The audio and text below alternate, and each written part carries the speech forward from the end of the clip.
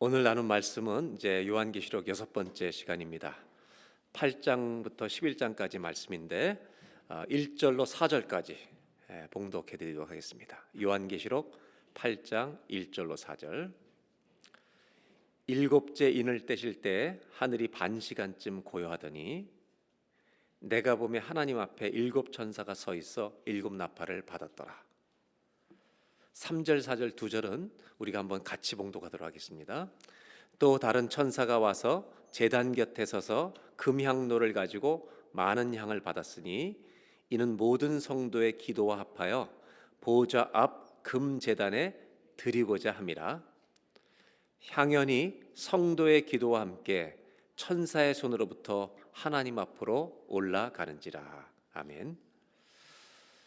여러분은 고난을 당할 때 무엇을 생각하십니까? 여러분, 고난이 오면, 고난을 묵상하시면 이기기가 힘듭니다.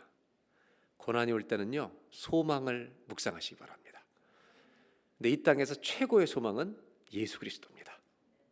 그리고 그 소망을 우리에게 알려주시는 책이 여러분 하나님 말씀입니다.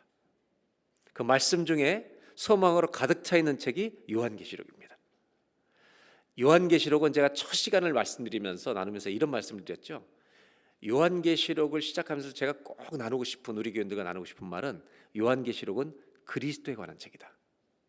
이상한 것에 관한 얘기가 아니라 그리스도에 관한 책이다. 이제 중간을 지나면서 여러분들과 또 하나 나누고 싶은 게 있습니다. 요한계시록은 두려움을 제공해 주는 책이 아니라 그리스도의 승리, 하나님의 영광을 선포하는 책인 줄로 믿습니다. 그래서 여러분, 계시록 읽을수록 우리는 승리할 것이구나, 교회가 승리하는구나, 그리스도가 승리하실 것이구나, 이걸 우리가 깨닫게 될 줄로 믿습니다. 이제 오늘 저는 여러분들과 8장 11장 넘어가기 전에 우리가 요한계시록이 어떻게 흘러가는지 좀 설명을 드리면서 이제 넘어가도록 하겠습니다. 도표를 보겠습니다. 1장에 예수 그리스도가 누구신지 그 말씀으로 우리에게 소개하고 있습니다. 2장부터 3장까지는 7교회 주시는 말씀, 그리스도가 교회 한가운데 계시고 지금도 교회를 통치하고 계시다는 것을 믿고 승리하는 교회가 되라고 권면하고 있습니다. 4장부터 5장은요, 지금도 보좌에 앉아 계신, 그래서 라오디게아 교회 문을 열라고 말씀하시고 그 문을 열 때 천국의 커튼을 열어서 천상의 예배를 보여주심으로 말미암아 그 보좌에 앉으신 주님을 바라보며 이 땅에서 예배를 드리며 승리하는 성도가 되라고 말씀하고 있습니다. 그리고 지난주에 나눴던 6장부터 7장까지는 일곱 인을 떼시는 이야기, 어린 양께서 일곱 인을 떼심으로 하나님의 구원 계획이 어떻게 펼쳐지는지를 하나하나 보여주시는 장면이 이제 일곱 인 이야기입니다. 이 가운데 아주 잊지 말아야 될 중요한 이야기는 하나님을 믿는 성도들의 이마에 인을 치셔서 그들을 모든 심판에서 구원해 준다는 이 보증, 구원의 확신과 약속이 이 말씀 안에 있었습니다. 이제 오늘 8장부터 이제 11장까지는 일곱 나팔에 대한 이야기입니다. 이 일곱 나팔에 대한 이야기로 가기 전에 일곱 인과 일곱 나팔의 이 이야기, 말씀의 이 패턴, 형식의 유사점에 대해서 제가 말씀을 드리고 그 다음에 넘어가도록 하겠습니다. 일곱 인과 일곱 나팔의 말씀이 전개될 때 아주 비슷한 점이 있습니다. 첫 번째로는 6개를 먼저 얘기한다는 겁니다. 그 6개를 똑같이 먼저 얘기하는데 그 중에 4개는 짧게, 5번째, 6번째 인과 나팔을 조금 더 길게 얘기하고 그 다음에 7번째를 말씀하시기 전에 중간에 삽입된 내용이 하나 끼어 있는데 이 내용이 매우 중요한 얘기가 끼어 있다는 겁니다. 여기에 우리에게 주시고 싶은 굉장히 중요한 메시지가 그 사이에 들어있다는 겁니다. 예를 들면 7인에서는 6번째 인을 떼신 다음에 7번째 인 띄는 그 사이에 성도들을 인치시는 사건에 대한 이야기를 우리에게 알려주십니다. 그리고 천상의 예배를 보여주시고 그 다음에 오늘 우리가 읽게 될 일곱 나팔에 대한 얘기는 6번의 나팔 얘기가 나온 다음에 그 다음에 7번째 나팔을 불기 전에 그 사이에 하나님이 두루마리, 작은 책을 우리에게 보여주신 장면이 나옵니다. 여기에 아주 중요한 메시지가 있고 그 다음에 이것과 관계돼서 두 증인, 하나님의 말씀을 전하는 두 증인의 이야기가 그 중간에 있어서 여기에 또 우리 교회와 우리 성도들에게 주시는 중요한 메시지가 담겨 있습니다. 이제 그러면 8장으로 이제 넘어가도록 하겠습니다. 8장 1절입니다. 우리가 오늘 봉독한 말씀인데 여섯 번째 인을 떼시고 그다음에 8장 1절부터 5절 사이에 일곱 번째 인이 연결되고 나팔로 이어집니다. 일곱째 인을 떼실 때 하늘이 반 시간쯤 30분쯤 고요하다고 말합니다. 이 30분이 어떤 시간인지 성경은 설명하고 있는데요. 2절, 내가 봄에, 지금 이 사도 요한이 환상으로 보고 있죠. 하나님 앞에 일곱 천사가 있어서 일곱 나팔을 받습니다. 일곱 인과 일곱 나팔이 자연스럽게 연결되고 있습니다. 그리고 일곱 인을 띄었을 때 일어난 일이 무엇인가? 여러분, 30분 동안 침묵이 이릅니다. 언제나 그렇지만 침묵이 있은 다음에 침묵이 깨질 때가 있습니다. 근데 침묵은 어떤 시간이냐면 참 귀한 시간입니다. 3절을 보시면 이 30분은 성도들의 기도가 하나님께 올라가는 시간입니다. 여러분, 저와 여러분의 인생의 시간 속에 우리의 기도가 하나님께 올라가는 시간이 있습니다. 이거를 잘 알고 믿고 사셔야 합니다. 여러분이 어느 곳에서 기도를 하든지 우리의 시간 속에 하나님이 우리 기도를 받으시는 시간이 있습니다. 그 기도를 받으시면 어떤 일이 일어나는가? 4절을 보실까요? 천사의 손으로부터 하나님 앞에 이 기도가 올라갑니다. 우리가 오늘 여기까지 읽었는데 5절이 일곱째 인을 띄었을 때 보여주시는 결정적인 사건입니다. 천사가 향로를 가지고 제단에 불을 담아다가 땅에 쏟습니다. 기도가 담긴 성도의 이 향에다가 불을 제단에, 하나님의 제단에 불을 담아서 땅에 쏟으니까 엄청난 소리가 우르릉꽝꽝 이 땅에 펼쳐진다는 겁니다. 이게 무엇을 말씀하냐 하면, 여러분, 기도에 하나님의 응답이 이 땅에 떨어질 때 저와 여러분의 인생과 역사에 변화가 일어날 줄로 믿습니다. 아멘. 기도는요, 굉장히 조용한 것처럼 보입니다. 굉장히 내면적인 것처럼 보입니다. 그런데 기도에는 외향적인 게 있다는 겁니다. 왜? 기도하고 하나님 응답하실 때 역사를 바꾸고 인생을 바꾸는 놀라운 일들이 기도하는 자에게 임할 줄로 믿습니다. 이것이 일곱째 인을 떼었을 때 일어나는 것입니다. 그래서 저와 여러분, 고난이 있을 때 기도하시기 바랍니다. 고난을 흔드는 하나님의 응답이 저와 여러분 인생 가운데 임할 줄로 저는 확신하고 또 우리 모두가 믿고 살아가는 저와 여러분 되시길 바랍니다. 기도는요, 하나님이 행하실 역사에 내가 동참하는 것입니다. 기도를 가지고 사는 성도가 되라고 일곱째 인을 떼어서 보여주는 것입니다. 우리가 기도하면 주님은 들으실 줄로 믿습니다. 초대교회 성도들은요, 이런 믿음을 가지고 사는 겁니다. 핍박을 받으면서 하나님은 내 기도를 들으신다. 한번 여러분 따라 하실까요? 하나님은 내 기도를 들으신다. 아멘. 이 믿음을 가지고 살아가시기 바랍니다. 이제 일곱 나팔의 이야기가 8장 7절부터 시작됩니다. 7절, 첫 번째 천사가, 아까 천사가 나팔을 받았잖아요. 일곱 천사가 나팔을 붑니다. 피 섞인 우박과 불이 나와서 땅에 쏟아집니다. 피가 섞인 우박과 불이 나와서 땅에 쏟아져요. 여러분, 일곱 인도 그렇지만 일곱 나팔도 하나님의 심판을 예고하는 겁니다. 심판의 두 번째 라운드처럼 성경은 우리에게 소개하고 있습니다. 땅의 3분의 1이 타버리고 수목의 3분의 1도 타버리고 각종 푸른 풀도 타버렸더라. 우리가 8장부터 11장까지 읽어가는데 어렵지 않은 부분은 제가 간단하게 도표로 정리해서 혹은 설명으로 여러분들에게 드리도록 하겠습니다. 도표를 보겠습니다. 8장에는요, 4번의 나팔 소리가 들립니다. 지금 우리가 읽었던 첫 번째 나팔 소리는 땅과 수목이 3분의 1이 다 타버립니다. 두 번째 나팔 소리가 울려 퍼질 때 불붙는 큰 산이 바다에 떨어집니다.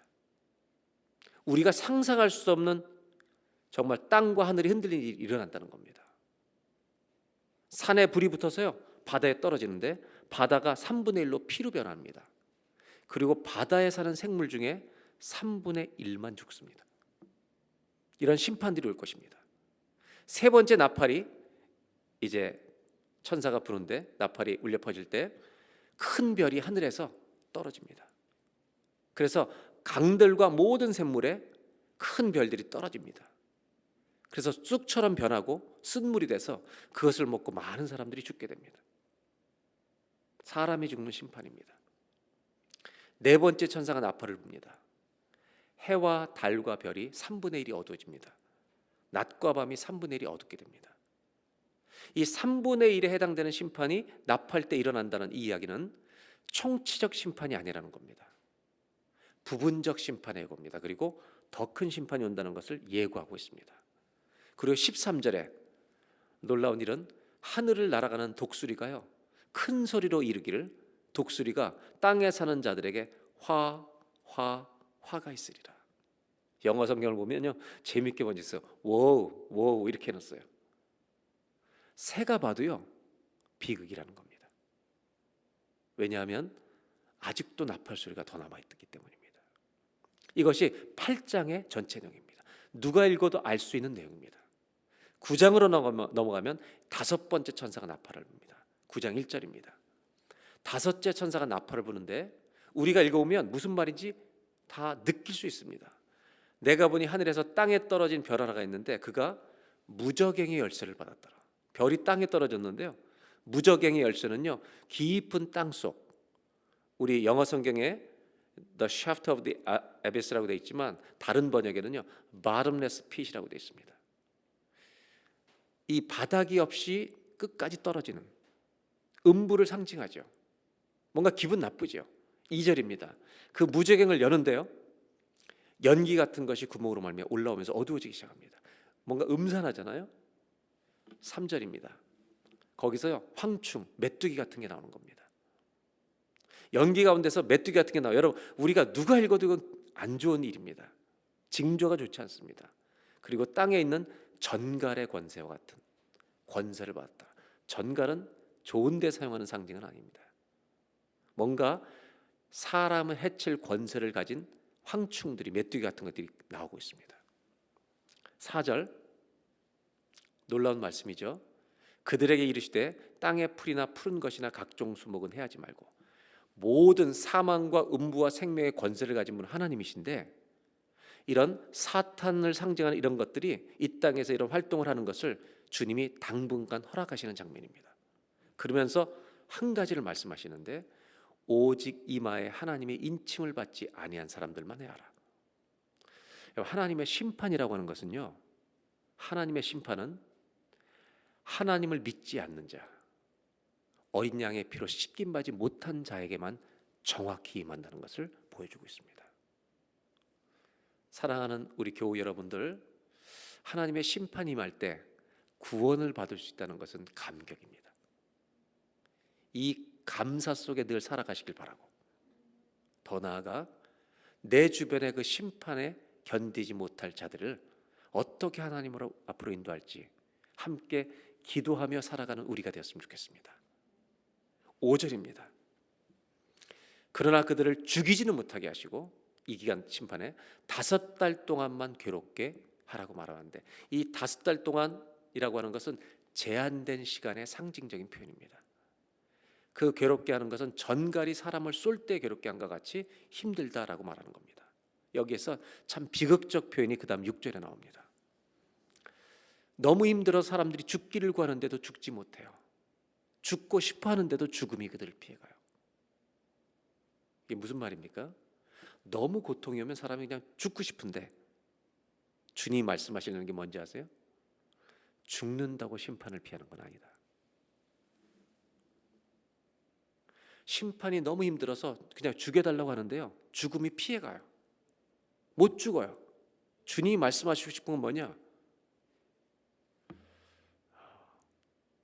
여러분, 내가 죽음으로 심판을 해결하지 못한다는 겁니다. 심판으로부터 보호받을 수 있는 길은 주님께 돌아가는 것밖에 없습니다. 주님께 돌아가는 길밖에 없는 겁니다. 이것이 오늘 9장 6절이 말하고 있는 겁니다. 9장 7절부터는요, 이 황충들, 그 무정에서 나온 이상한 짐승들, 이 곤충들에 대한 모양, 즉 사탄을 상징하는 모습들을 자세하게 보여줍니다. 7절부터 11절까지 한번 7절만 보겠습니다. 황충들의 모양은 전쟁을 위하여 준비한 말들 같고, 이건 무슨 말이냐면, 여러분 7인 중에 첫 번째 인을 떴을 때 네 번째 인을 뜰 때까지 4마리의 말이 나오잖아요. 첫 번째 일이 전쟁을 위해서 다투는 말이었죠. 이런 것과 그것이 연결되는 것처럼 보이지 않습니까? 금 같은 관을 썼다. 지위가 있다는 겁니다. 얼굴은 사람의 얼굴 같다. 사람들을 공격할 지혜가 있다는 말입니다. 이것을 7절부터 11절까지를 그 다음을 보면 8절 보실까요? 다 읽지 않고 설명드리는데 여자의 머리털과 사자의 이빨을 가졌다. 이런 표현이 나와요. 호심경, 가슴에 흉배를 붙이고 날개들의 소리가 들리고 전걸 같은 꼬리를 가지고 그들의 왕의 이름은 히브리어로 아바돈인데 무저갱의 사자다. 즉 이런 지금 다섯 번째 모든 심판, 이 세상에 대해서 사람들을 심판하고 괴롭게 하는 이 사람들이 뒤에서 사단의 세력이 있다는 것을 성경은 보여주고 있다는 말입니다. 이 이상한 모든 이미지들 무엇을 상징하고 있습니까? 하나님 보실 때요, 이 세상이 그만큼 뒤집혀 있다는 겁니다. 하나님이 만드신 세상이 이렇게 망쳐져 있다는 것을 상징하고 있는 겁니다. 이게 우리 시대의 모습입니다. 그리고 나서 이제 13절, 여섯째 천사가 나팔을 붑니다. 하나님 앞 금제단 네 뿔에서 한 음성이 나는데 14절, 나팔 가진 여섯째 천사에게 말하기를 큰 강 유브라데에 결박한 네 천사를 놓아주라. 이 네 천사를 붙들고 있었는데 놓아주라고 말씀하십니다. 근데 이 천사의 사명이 있었는데 이거는 무서운 사명입니다. 15절, 네 천사가 놓였으니 그들은 하나님이 정한 날에 사람들의 3분의 1을 죽이기로 준비된 자들이다. 사람의 3분의 1을 죽이는 심판을 붙들고 있었던 천사들에게 놓게 하십니다.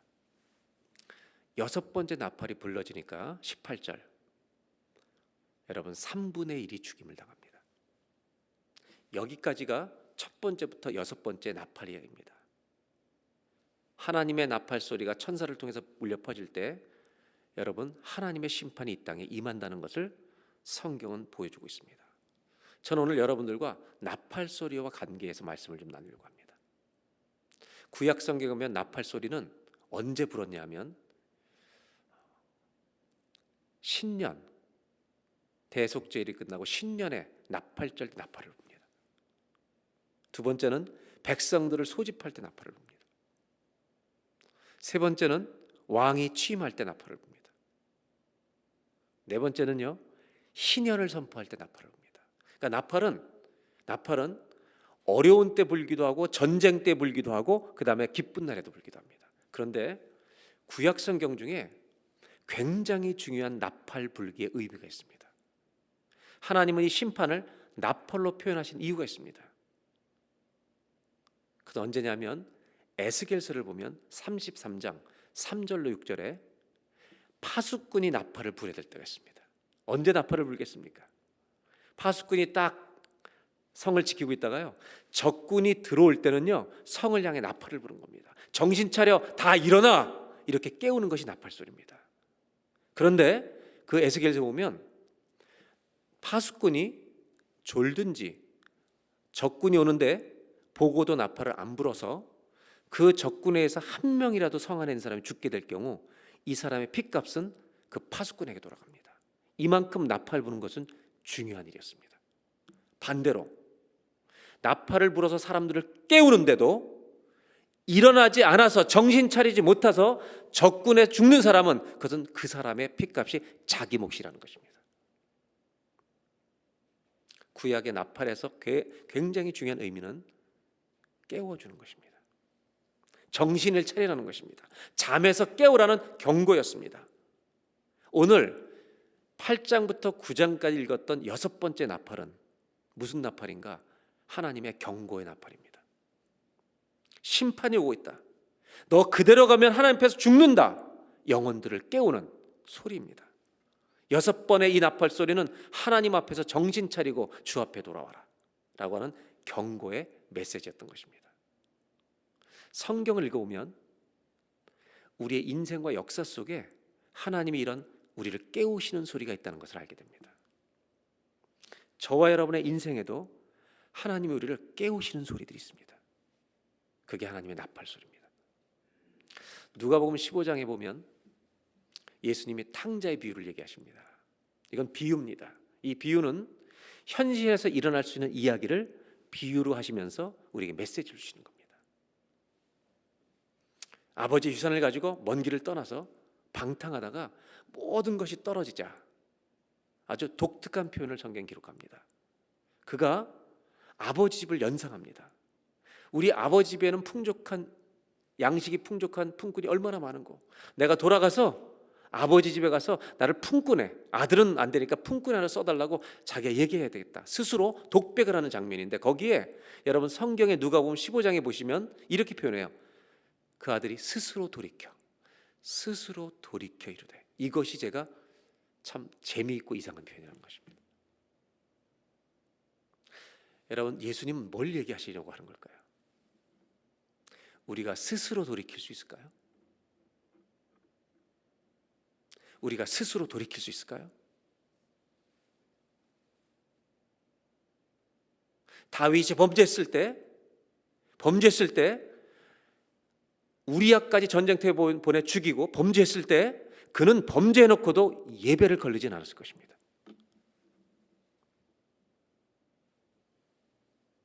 나단 선지자가 와서 주의 말씀을 전해줄 때가 여러분 다윗의 영혼을 깨우는 나팔소리였습니다.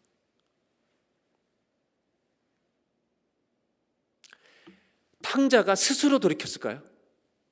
성경은 스스로 돌이켰다고 기록하고 있습니다. 이게 무엇을 말하는 겁니까? 여러분, 아버지는 그 아들이 나가는 날부터 돌아오게 해달라고 기도했을 것입니다. 우리가 방황을 시작하는 순간부터 주님은 기도하십니다. 로마서 8장에 우리가 마땅히 빌 바를 알지 못할 때 우리 안에 계신 성령님이 말할 수 없는 탄식으로 우리를 위해 기도해 주십니다. 하나님은 경고의 나팔을 불고 계십니다. 하나님을 안 믿는 사람은 죽게 돌아오라. 여러분, 탕자만 깨우시는 게 아닙니다. 아니, 하나님을 모르는 사람만이 탕자가 아니라 하나님은 라오디아 교회, 그 탕자 교회를 깨우고 계십니다. 하나님은 에베소 교회 첫사랑을 잃어버린 그 교회를 깨우고 계시는 겁니다. 에베소 교회야 일어나라. 버가모 교회라 일어나라. 두아디라 교회도 일어나라. 라오디게아 교회도 일어나라. 여러분, 저와 여러분 안에는 매일 주님을 떠나고 싶은 탕자가 있습니다. 오늘 이 6번의 나팔 소리는 미지근한 신앙으로 계속 살지 마라. 첫사랑도 없이, 아니 주님이 전부라고 하는 생각도 없이 세상에 완전히 빠져 하나님을 형식적으로만 섬기는 그 잠자는 신앙에서 이제 깨어나라. 오늘 6번의 이 나팔 소리를 통해서 하나님이 우리를 깨우시는 소리가 지금 울려 퍼지고 있습니다. 오늘 예배를 통해 저와 여러분이 깨어나는 은혜가 있기를 주의 이름으로 기원합니다. 한번 따라 하실까요? 말씀 안에 탕자를 깨우는 하나님의 나팔 소리가 있습니다. 말씀은 내 영혼을 깨우는 겁니다. 자꾸 너 왜 이렇게 사느냐고 하나님 말씀이 자꾸 나를 깨우는 겁니다. 정말 죽어가고 핍박당하고 있는 이 초대교회를 향해 하나님께서 무슨 말씀을 주시는 겁니까? 하나님의 심판이 온다. 잠자는 교회들은 일어나라. 안 믿는 사람은 돌아와라. 여러분, 탕자가 남이 아닙니다.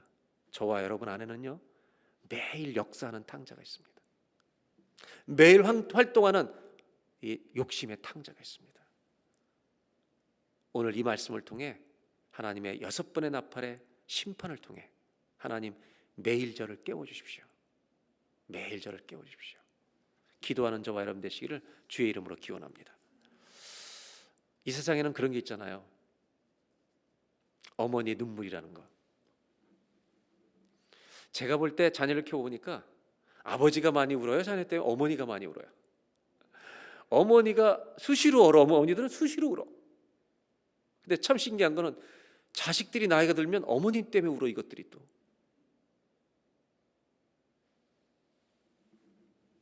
자식들이 속을 썩이는데요, 부모가 자식을 못 이기지만 그 자식 놓고 기도하는 눈물이 이길 것입니다.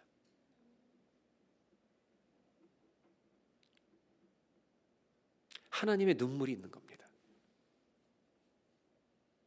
이제 8장 9장에 6번 나팔이 울려 퍼진 다음에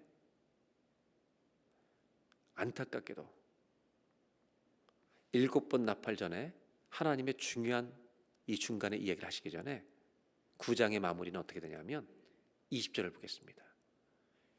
이렇게 심판하는데도 죽지 않은 자들이 회개하지 않는데요. 이것이 인간입니다. 심판을 목격하면서도 회개하지 않는 자가 있다는 겁니다. 21절 회개하지 아니하더라. 이것이 이 세상입니다. 이제 끝나면서 6번째 나팔이 끝나면서 7번째 나팔을 주님이 천사를 통해 울려주기 전에 중간에 이야기를 하십니다. 이것도 또 하나의 나팔 소리와 같습니다. 10장 1절을 보겠습니다. 내가 또 보니 힘센 다른 천사가 구름을 입고 하늘에서 내려오는데 지금과 심판과 전혀 다른 분위기의 장면으로 바뀝니다. 그러니까 사도 요한에게 환상으로 계속 보여주는 거죠. 그 머리 위에 힘센 다른 천사가 하늘에서 내려오는 거죠. 그 머리 위에 무지개가 있고 얼굴은 해 같고 누가 봐도 기분이 좋습니다. 이건 하나님의 천사구나 금방 알 수 있습니다. 그 발은 불기둥 같으며 전부 하나님이 함께 하시는 것을 상징하는 표현입니다. 그런데 2절입니다. 그 손에는 펴놓인 작은 두루마리를 들고 있다. 두루마리를 펴서 노인은 두루마리를 들고 있습니다. 하나님이 보내신 천사입니다. 그런데 이 2절은 제가 굉장히 좋아하는 구절입니다. 이 천사가 하나님의 천사가요, 오른발은 바다를 밟고 왼발은 땅을 밟고, 이게 무엇을 상징하는 겁니까? 바다는요 사단이 일어나는 곳입니다. 풍랑이 나오는 것입니다. 그런데 하나님의 천사는요 한 발로 그 많은 사단의 소용돌이들이 일어나는 그 바다를 하나님의 천사가 한 발로 밟고 있고, 니네가 아무리 활동해도 내 발 아래 있느니라.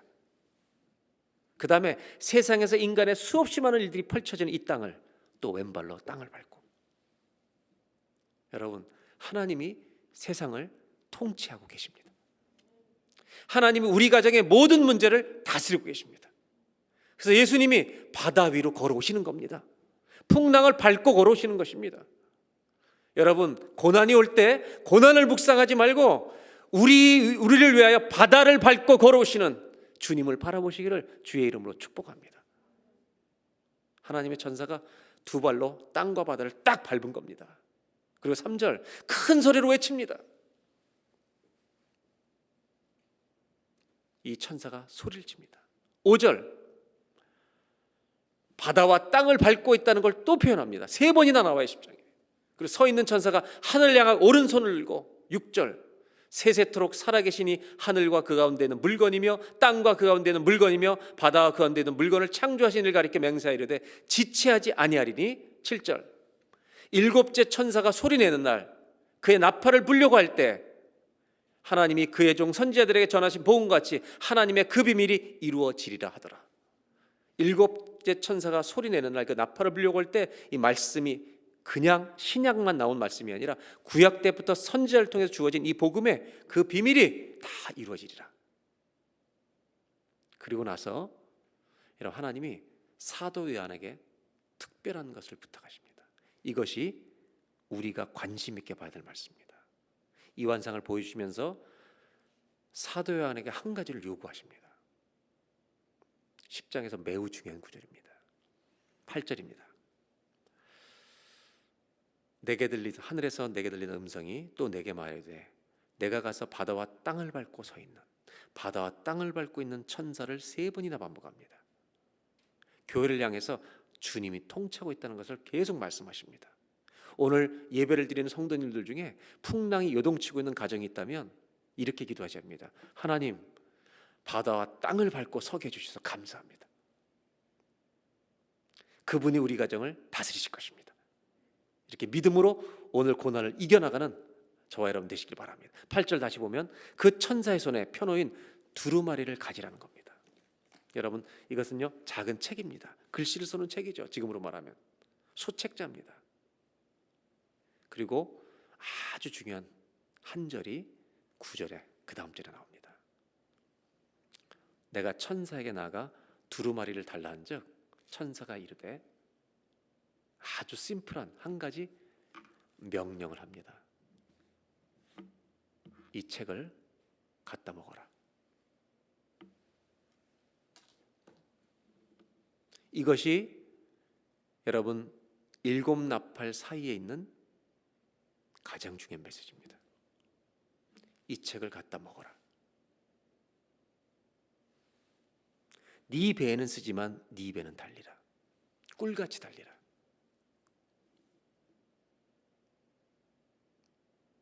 여러분, 책을 어떻게 먹어요? 책을 어떻게 먹어요? 네 배에는 쓰지만 입에는 달리라. 사도 요한은 먹습니다. 10절. 환상 속에서 일어난 일입니다. 내가 천사의 손에서 작은 두루마리를 갖다 먹어버리니 내 입에는 꿀같이 달아 먹은 후에 내 배에는 쓰게 되리라. 여러분, 꿀같이 달다, 내 뱃속에는 쓰다. 이 말씀이 달다는 것은요, 시편에도 나오지만 특별히 에스겔서에 있는 말씀입니다. 에스겔서 2장에 이 말씀이 달다는, 책이 달다는 것이 나오는데, 여기서 입에는 단데 뱃속에는 쓰다라는 게 무슨 의미인가? 아주 상징적인 의미들이 있습니다. 이것은 이 당시의 교회의 현실을 반영하고 있는 말씀입니다. 하나님 말씀은요, 성도들에게 구원을 주시는 감격스러운 말씀이어서 답니다. 이 귀한 복음을요, 우리가 가지고 세상에 전하면 핍박을 받습니다. 그래서 씁니다. 지금 이 교회들이 당하고 있는 현실이 이것입니다. 주님을 믿겠다고 신앙을 지켜보는데, 말씀을 붙들고 말씀을 지키고 말씀을 전해보는데 오는 것은 핍박입니다.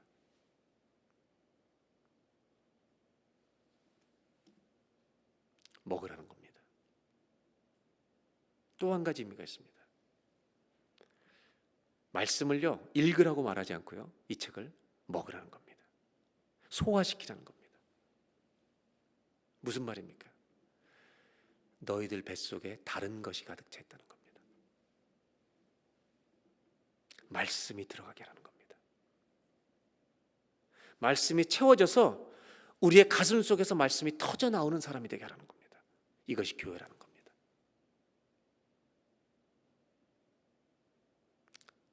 저를 따라 하실까요? 이 책을 집어서 먹으라.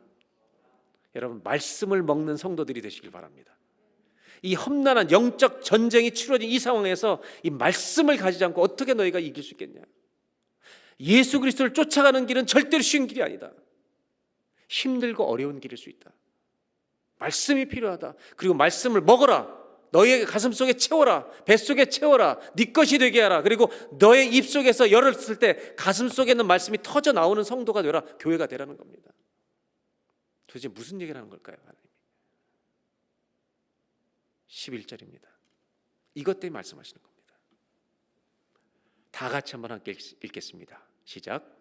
그가 내게 말하기를 내가 많은 백성과 나라와 방언과 임금에게 다시 예언하여라. 이 말씀을 다시 가서 전하라는 겁니다. 주님은요, 6번째 나팔과 7번째 나팔 사이에 교회에다가 귀한 말씀을 주십니다. 7인으로 돌아가면 6번째 인을 띄었을 때 심판에 대한 얘기를 하고, 7번째 인 사이에 하나님의 인치심에 대한 얘기를 합니다. 하나님을 믿는 자들의 이마에 인을 칠 때까지 기다려. 그리고 인을 친 다음에 친을 이마에 인침 받지 않은 사람들만 심판합니다. 이거는 구원의 보증을 우리한테 얘기해 줍니다. 그렇다면 오늘 10장에서 뭘 얘기하는가? 6번째 나팔을 분 다음에 교회와 성도들을 향해 말씀으로 가득 채우고 이 가슴 속에서 하나님 말씀 복음이 터져 나오게 하는 교회가 되는데, 힘들어도 계속하라는 겁니다. 여러분, 7인에서 성도들에게 구원의 보증을 약속해 주셨다면, 지금 7 나팔에서는요, 성도들의 사명을 잊지 말라고 얘기하는 겁니다.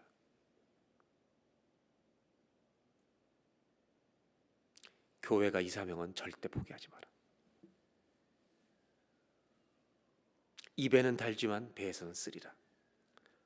슬프고 힘든 일일 수 있지만 계속 이 사명을 감당해 달라는 겁니다. 생각해 보세요. 하나님의 심판이 올 것인데 누가 이 백성들을, 죽어가는 사람들을 주님께 돌아오게 할 것인가?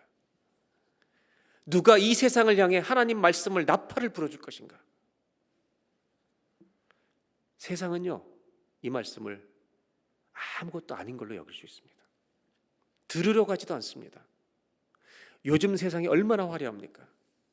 우리의 신앙은 그들 앞에 가면 초라해 보입니다.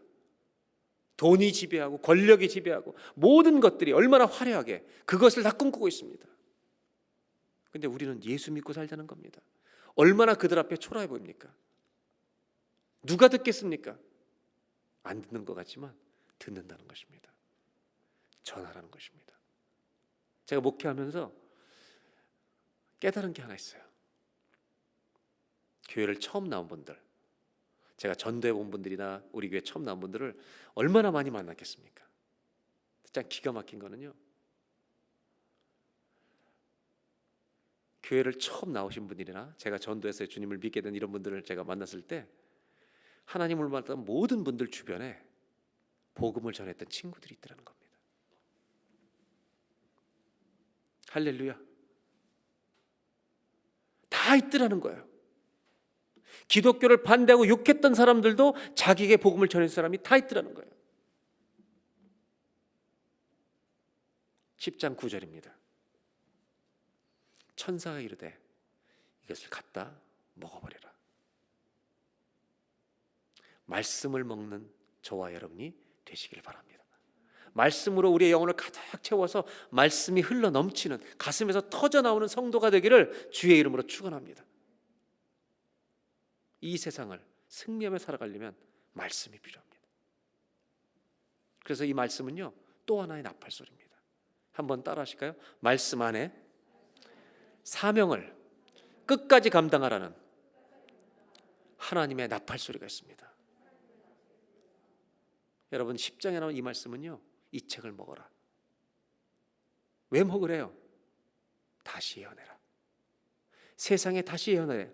니네가 이거를 전하지 않으면 더 많은 사람이 죽는다.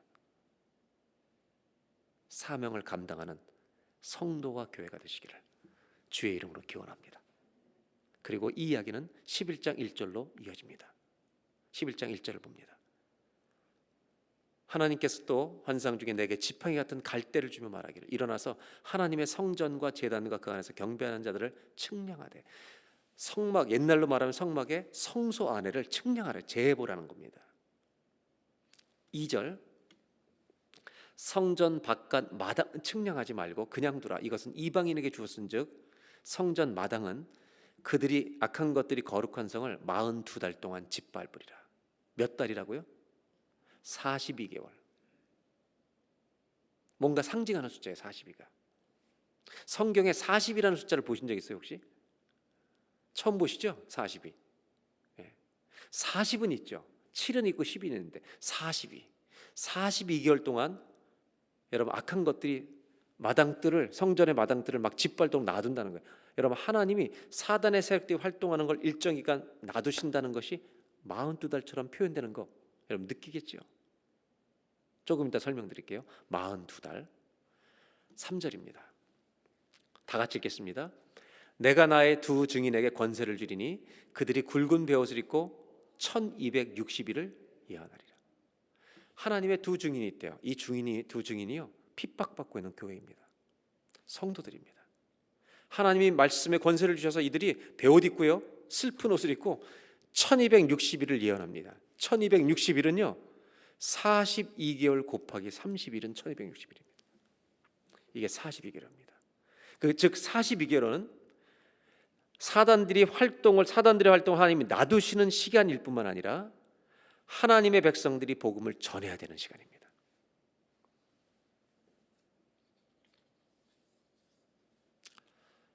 이 42개월이 언제 나오냐면 엘리야 시대 때 비가 안 내린 기간이 3년 반입니다. 42개월이 끝나면 하나님의 은혜가 임하는 겁니다. 또 하나는 예수님의 족보. 예수님의 족보 마태복음이 14대 14대 14대 42개의 족보로 요약되어 있습니다. 의도적으로 42로 배치하고 있습니다. 이 42개라는 숫자는 예수님의 첫 번째 오심과 다시 오심 사이를 상징하는 기간입니다. 이 기간에 사단이 활동하고 있지만 교회가 해야 될 것은 복음을 전하라는 것입니다. 그런데 안타깝게 11장 여러분 7절로 가보겠습니다. 그들이 증언을 마칠 때 무적행으로부터 올라오는 짐승이 그들을 두 증인을 죽인다는 겁니다. 그 다음에 9절로 넘어갑니다. 더 안타까운 것은 백성들과 족속과 방언과 나라 중에서 사람들이 시체를 사흘 반 동안을 보며 무덤에 장사하지 못하게 한다는 겁니다. 두 증인이 복음을 전하다 죽었는데 비참하게 길거리에 놔둬서 사람들이 장사를 지내지 못하도록 놔둔다는 겁니다.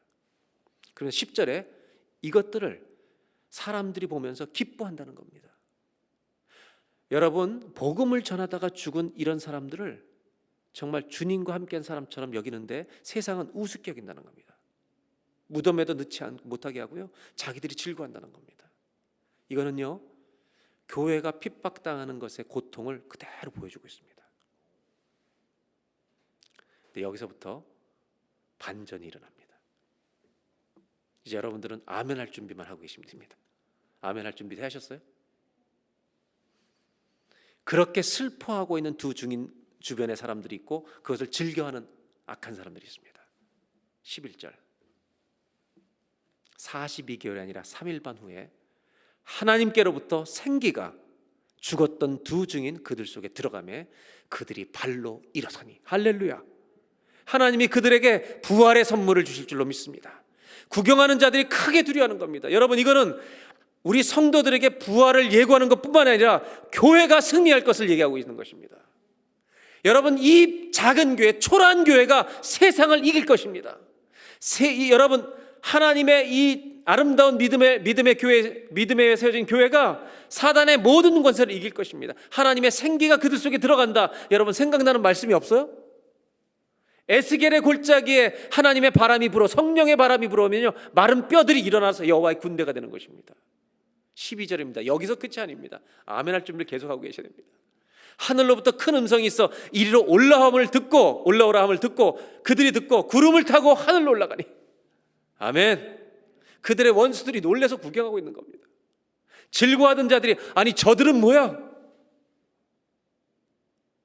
여러분, 성도들에게 주님이 부활과 천국에 들어가는 영광스러운 은혜, 감격을 우리에게 다 주실 줄로 믿습니다. 13절 그때 큰 지진이 일어나고 10분의 1이 무너지고 남은 자들이 두려워하여 하나님께 영광을 올려드리게 된다는 것입니다. 저는 이 성경을 읽으면서 여러분들이 요한계시록 11장 있다가요, 이 장면에서 혼자서 박수를 치면서 여러분들 박수 치면서 읽으시길 바라요. 할렐루야 할렐루야 아멘. 여러분, 가정에서 예배드리는데 옆에 사람들한테 박수 쳐주세요. 당신 하늘로 갑니다. 부활합니다. 박수 쳐주세요. 한번 옆에 사람 박수 쳐주세요. 우리 다 전부 다 하나님 앞에 우리가 부활해서 하나님 나라 갈 사람들입니다. 그리고 나서 이 증인들의 삶이 주님 나라에 들어갈 삶이라는 것을 보여주고, 그 다음에 11장 15절부터 마지막 절까지 이어집니다. 7 천사가 마지막 나팔을 붑니다. 하늘에 큰 음성이 나서 이르되 세상 나라가 우리 주와 그의 그리스도가, 여러분, 세상 나라가 주님 나라가 될 줄로 믿습니다. 세세토록 왕노릇하시리로다. 주님이 다스리는 나라가 이 땅에 올 줄로 믿습니다. 7번째 나팔을 부는 겁니다. 여러분, 나팔에 또 한 가지 의미가 있습니다. 조금 이따 말씀드릴게요. 16절 24장로가 얼굴을 땅에 대고 하나님께 경배하고 천상의 모습을 다시 봅니다. 17절은 우리 다 같이 한번 읽겠습니다. 이들이 뭐라고 고백하는가? 이르되 감사옵나니 옛적에도 계셨고 지금도 계신 주 하나님 전능하신 이여 친히 큰 권능을 잡으시고 왕노릇 하시도다. 7번째 나팔을 딱 부는 순간에 어떤 일이 펼쳐져요? 세상의 나라가 그리스도의 나라가 될 줄로 믿습니다. 이것이 여러분 역사의 결말입니다. 7번째 나팔을 부는 날. 이게 어떤 날이냐? 주님의 왕되심을 온 세상이 아는 물이 바다 덮음같이 여호와를 아는 그 지식이 온 땅에 가득할 날이 오게 될 줄로 믿습니다.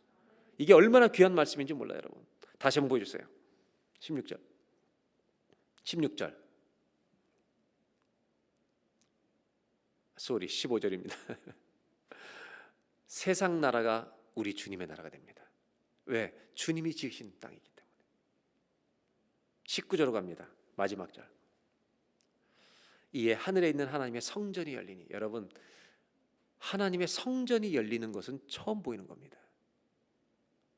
지성소가 열리는데 성전 안에 언약궤가 보이는데 이게 상징적이죠. 왜냐하면 솔로몬 성전 때부터 언약궤는 잃어버린 겁니다. 언약궤는 없었습니다. 어디 있는지 모릅니다. 그런데 하나님의 나라에 언약궤가 보이더라는 겁니다. 이것으로 끝이 납니다. 저는 요한계시록이 주는 선물이 아주 중요한 선물이 이 안에 있다고 생각해요. 고난과 핍박이 있는 성도들에게 너무 중요한 선물을 요한계시록 줍니다. 그건 뭐냐면 이 땅에 우리의 삶이 하늘나라와 연결되어 있다는 걸 보여줍니다.